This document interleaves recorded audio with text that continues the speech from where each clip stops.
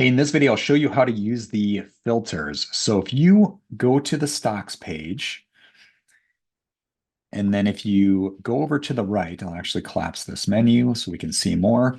I just want you to pay close attention to the number here. It's 42,000. We're going to play with the filters and you'll see the numbers change, but go over to personalize. And what you can do is you can turn on and off what columns you want to see. So in my case, I want to see company. I always like to see the summary, score, margin of safety, and 4M.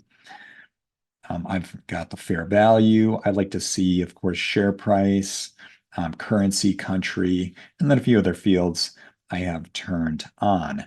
And then you can go to arrange columns. This is the order you want to see them going from left to right. So I like to see company, then summary, score, MOS, 4M.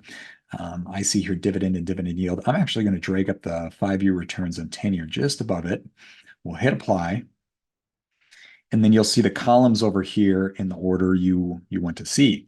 All right, now let's go ahead and apply some filters. So we got 42,000. Let's just say we want to see on sale stock. So I'll click on sale, click apply, and that number changed to 6,000, so reduced by quite a bit.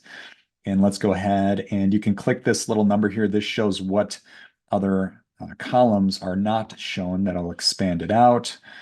All right, so let's say I only want to see share prices between like 50 and 100.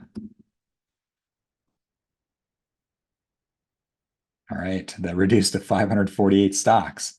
All right, let's do one more. Let's go to, I'm in the US. I'm just going to go United States. Let's hit apply. Let's see how much that reduces by 548. Down to 91. Okay, there we go. All right, you can expand this back up. And there you go. This will save some space up top. Of course, you can expand it back down, but that's how you create your filters. And then what you can do is, if you'd like, you can click this filters button. You can save filters. So I'm going to just title it Sean Tepper Test 2. I've got a test one already. Let's hit OK.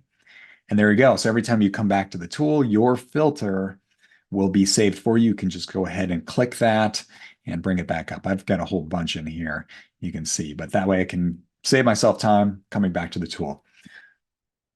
All right, hopefully this helps.